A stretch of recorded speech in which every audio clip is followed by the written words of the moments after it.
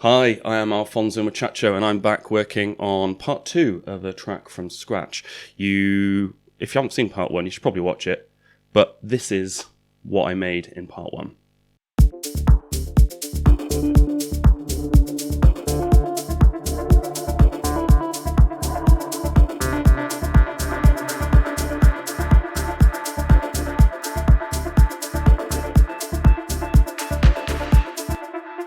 So, quick reminder, I did the bass line on the MS1, sounds a bit like this.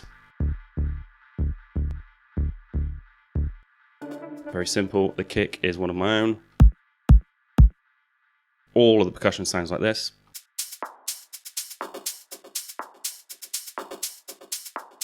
I did that using a mixture of battery and the built-in kits in live, I think. Yeah, pretty much. And all of the melodies, so we'll have a look at the melodies. So this one came from the Melodic XD. Just something to carry the track along. And then I made this in parallels by the looks of things.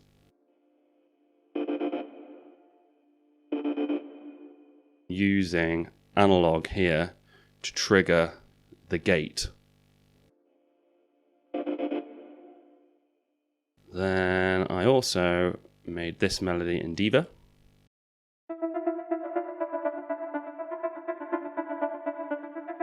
It's kind of a complement to the one we did with the Minilog XD.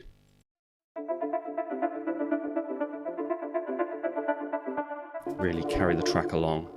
Then I've got this, I guess this is the lead from Vital.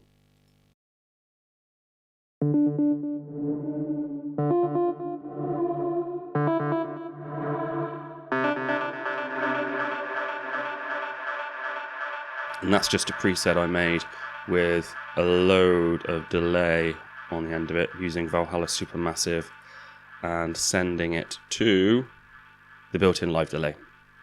Then there is a short piano sound from Contact.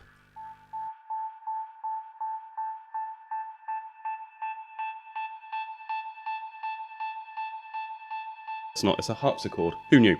Anyway, so I've had a bit of time to think about the track, as in not think about it, and now listening to it with fresh ears, I can kind of hear that it's still lacking probably maybe like some sort of ride, something like that. So take a listen to the hi-hats and they sound a little bit flat.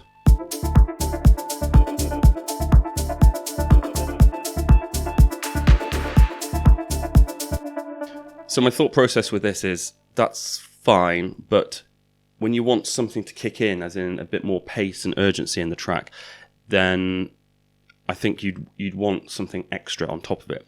So I would go through the process of just adding on a 909 ride. This will get you out of many tricky situations.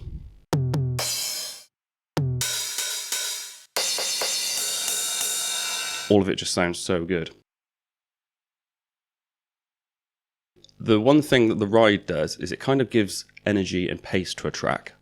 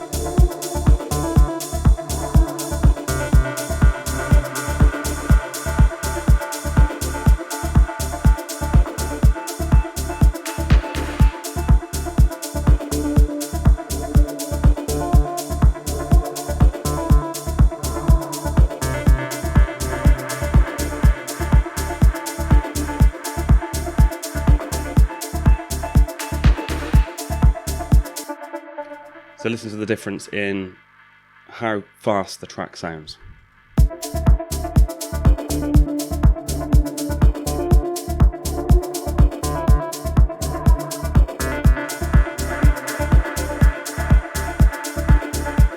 Just has that extra little bit of sizzle. Anyway, let's not get too stressed about the 909 hi-hat. The thing that I wanted to focus on most today is the arrangement. So I'm not 100% sure that I would ever be this quick to leave this, 16-second loop now and start the arrangement. But I don't think it makes a very interesting YouTube video watching me pan each individual element, one to the right, two to the left, and obsess over EQ and listening to the same loop over and over again. I think the last video was already long enough. If I spent another 2.5 hours listening to this loop, I think that YouTube might delete my channel, which would be fair enough. So let's move through this as if I'd spent an extra week on this loop and I was really happy with it and I thought it was great. So a lot of people ask questions about how to get out of the loop and how to begin the arrangement. And it's something that I've never struggled with. So I struggle with maybe rushing ahead. I get too excited. So I'll make a short loop and I'll have so many ideas flooding in about the breakdown and like the intro and everything that I'll just want to get them down as quick as possible because I'm scared I'll forget them. So what I have to do is force myself to take longer over these things, because otherwise I can sketch out an entire track in like 4 hours, then come back to it the next day, and I've done all this automation, all this like progression and everything, and then it's just a waste of time because it wasn't any good. Because I should have taken longer over this part and really nailed down these sounds. So what I've been doing recently, and I say recently, the last couple of years, is I'd create a loop like this, work on it obsessively, leave it, then come back to it in a month or something like that to try and hold myself back. However, I understand that not everyone else is as ridiculous as I am, so a lot of people get stuck in this kind of situation. And a couple of tips. So number one, Ableton Live is my favorite digital audio workstation of choice. However, you have to understand, I think, a little bit of the history of Live, and I get very puzzled. I get very puzzled when I see people creating a track and they're starting in this view. So this is the session view. So this is a session view. This is the arrangement view. I've got that the right way around, haven't I? And the session view is what Live was all about. So when I see people creating a track here, I think I don't understand why they're doing it, because it's not like this was the feature of Live. It wasn't meant to do this. So Live was basically a clip launcher, or what would you say? It's something to help you play live. So the very first maybe 2, 3, maybe even 4 versions of Live didn't have the arrangement view at all. It was all session view. And this was because it was basically somewhere where you could record in instruments, like live takes of drums, that kind of thing, and then launch them as you would with a clip launcher. And it was the first of its kind. There weren't really many DAWs that did this. And then I think maybe in like version 3 or 4, they added the ability to use plugins, and then maybe around about the same time, it was definitely wasn't in the first couple of instances, they then added the arrangement view, which is what then allowed people to use it as a digital audio workstation to create entire tracks rather than just using it as a not production tool, performance tool. So I think a lot of people get stuck in this area. So they'll start making tracks using clips, and they'll have all the little clips recorded in, and that's fine, that's great. But then there's like a psychological barrier between moving from this area into this. And I think having everything laid out as I've done here really helps with the visualization of the track, and really helps with maybe creating a progression so you're not stuck just listening to clips repeat and loop around in this area. So I never really use this area for production at all. I always use this area. I would use this for playing back tracks live, that kind of thing.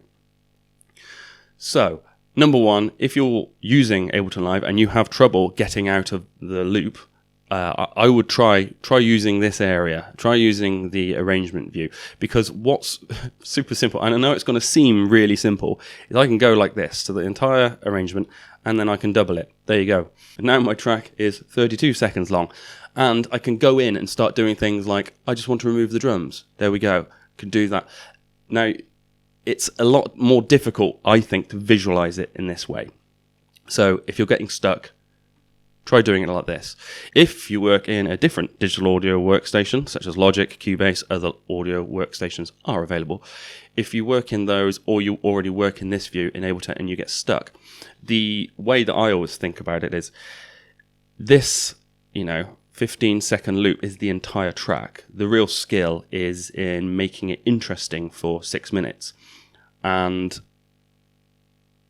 all you need to do is think, well, what can I take away to make a different section of the song, and what can I take away to make the breakdown? So I always think this is the part that the kids would call the drop. So you're working on the busiest part of the track. You're not working on the intro, which may sound like this. You're not working on that part. You're working on the most interesting part of the track. So what comes before the most interesting part of the track? Well, that would be the breakdown. So what I would say is, well, what does the breakdown sound like? Well, it's not going to have drums in it. It's not going to have bass in it. And it's probably not going to have a lot of percussion into it.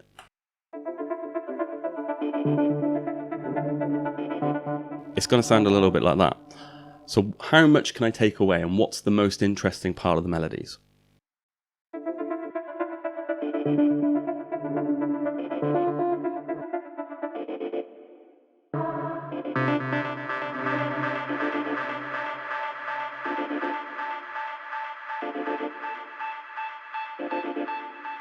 So to me, those three elements here, the piano, the lead I made in Vital, and then this kind of pulsing noise in parallels, I think are the three parts of the breakdown.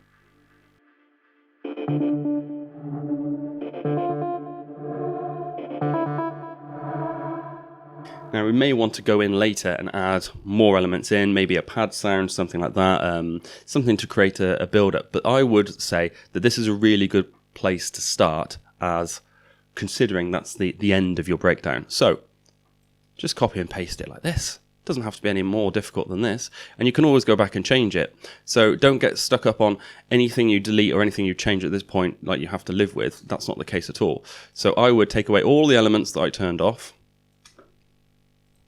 real quick and dirty. Delete all of this. We don't need any of that. That one's disabled. That one's disabled. That one's disabled. Right. So I've gone a bit too far, as obviously I would. And then go and turn it all back on. And then we might have an idea of what our drop's going to sound like.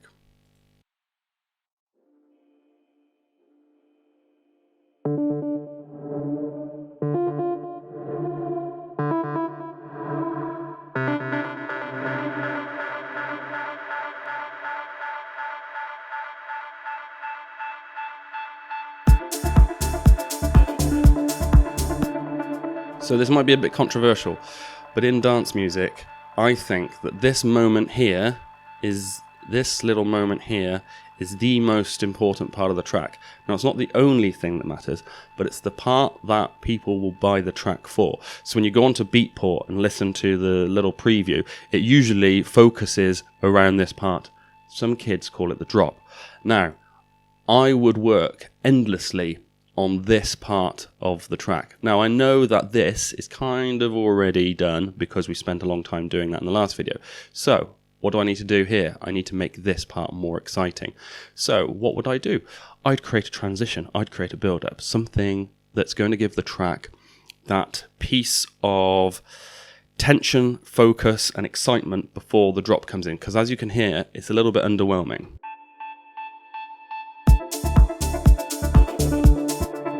Sounds like it just kind of plods along, and that might be what you're after, but that's not what I'm after. So here comes another philosophical question, and it really depends on the track. If you were making tech house right now, you'd be creating some sort of snare-based build-up here to really let the listener know that the drop is coming. You'd probably use a 909 snare, and you'd have a whole load of rising, whooshing sounds going on, and a vocalist going, yeah, something like that. But we're not going to do that here. We're making something a little bit more subtle. So rather than having a big white noise sound coming up and dominating the mix and loads of swooshes and crashes and bangs that you got from a sample pack, you will always be better off making a build-up yourself. And that doesn't mean making your own white noise swoosh, although we may well use a bit of white noise. We may well use a snare roll. What we're going to do is use our good old friend delay. So it doesn't have to be any more complicated than that. We're just going to use Live's inbuilt delay. And it literally is about playing around with the settings, really. There's nothing extra to it. But I'll show you a couple of easy to use techniques that I use, where I would allow all of these melodies here to be sent to our delay, and then at the point when the last kind of melodic note here from Vital plays, I would use this button here, which is the freeze button, which freezes all of the sounds running through the delay at that moment, and it will play forever. Then all you need to do is you can play around with the dry wet knob, use the EQ, play around with the automation in terms of how much is being fed to the delay and how loud it is, but it's something you've just got to play around with. So let's give that a go.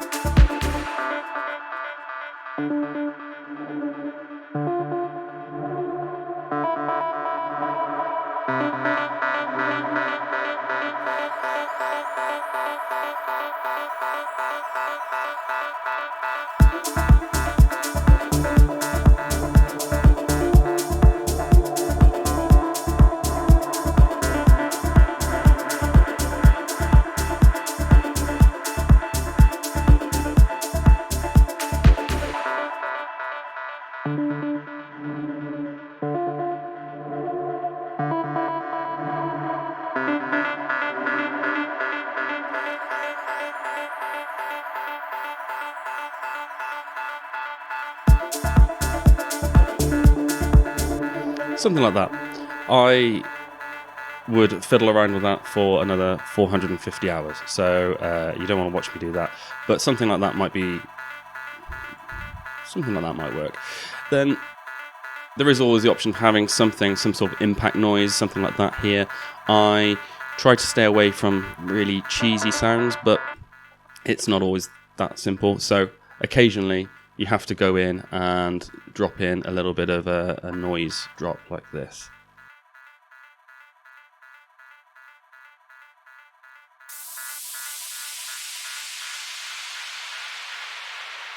I think the way to stop it sounding too terrible is to use it quite sparingly. So don't have the volume too high. Don't make it a part that dominates your track. Make it part of the overall build and drop without making it the focal point. And there's also a very, very important thing to bear in mind when you're using crashes, noise drops, impacts, stuff like that. And it really makes the mastering engineer's job very difficult if it's too loud, because if you imagine the waveform of your track and my fingers are the peaks, well, if you have a lot of impact at this moment here, the peak's going to be a lot higher, and I'm making sure I use this finger, not the middle one.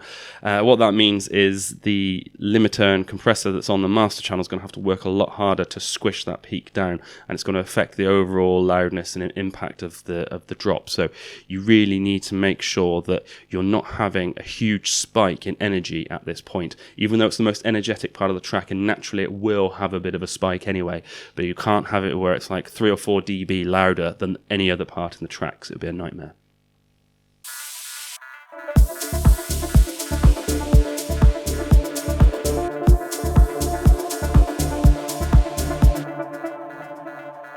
Another really quick and easy and very lazy trick is just to run the noise through all of the effect sends that you've already got on there.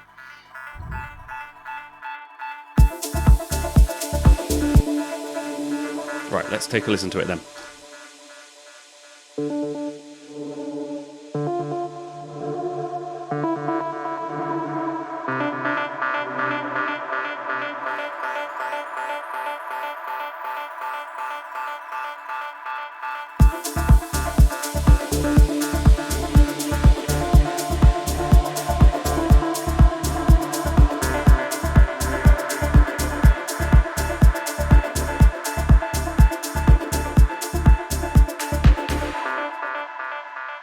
Could sound a lot worse. I think we're doing okay.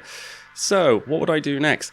I would agonize over this for the next 4 or 5 days, but let's not do that. I think we should play around with the master channels. Now, this is something that you have to be a little bit careful with, but I always have some sort of EQ that sits on the master that I use as an effect. So similar to the way that you might do when you're DJing, where you're using a filter on the master to accentuate or build up to certain parts. I always have one of these on the master, and one of the tricks that you can do is automate the volume.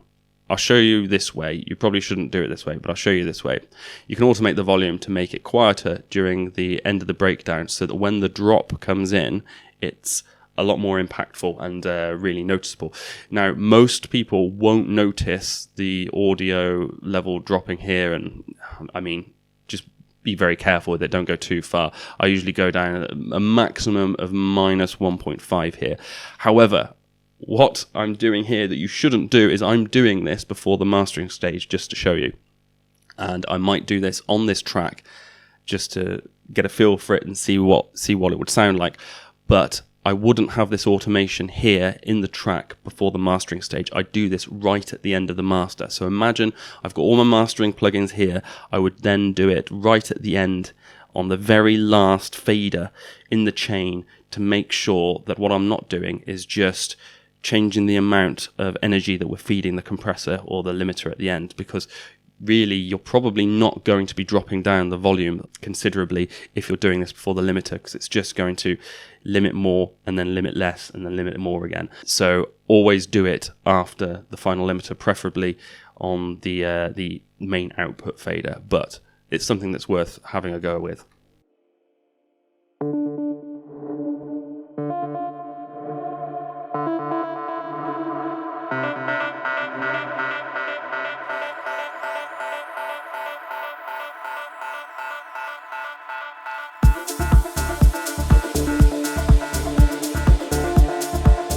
So you wouldn't have heard the difference there, that 1.5 dB.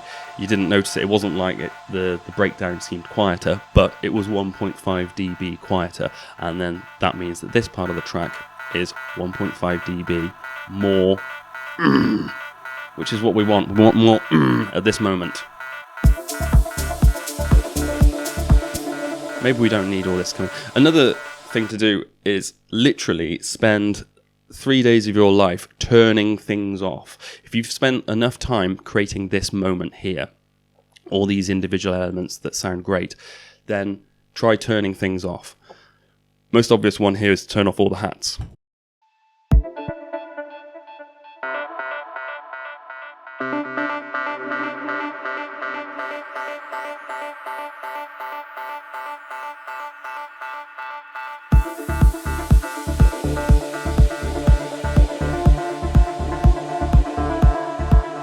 See, that sounds pretty good.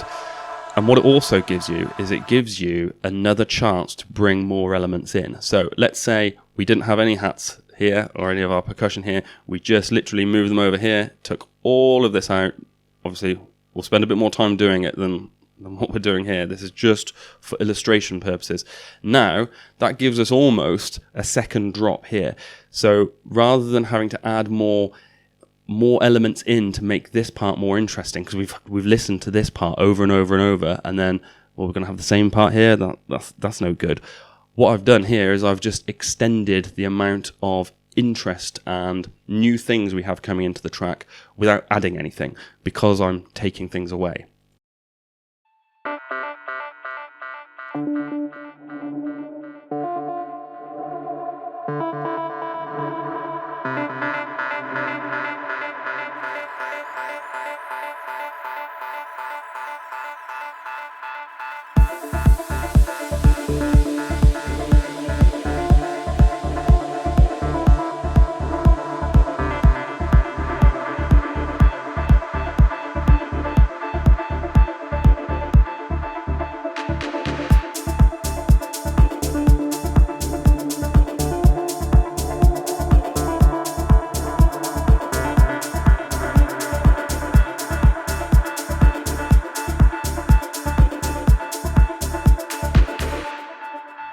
There we go. That's great. Now, I would probably look at removing a couple of these elements here, maybe the lead, because you're just kind of repeating the same thing over and over again, and it gets very boring. But removing them can almost have more impact than adding them in.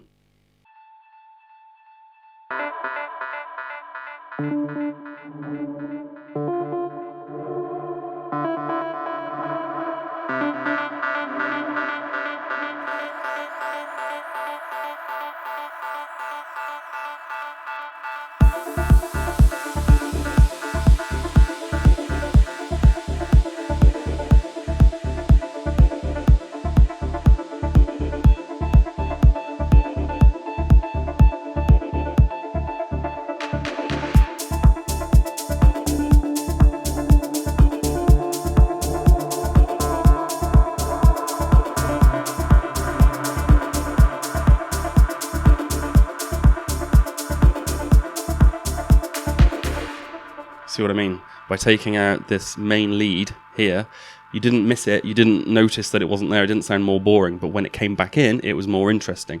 And then also removing this harpsichord thing here, I just think you want to stop it sounding like a loop as much as possible.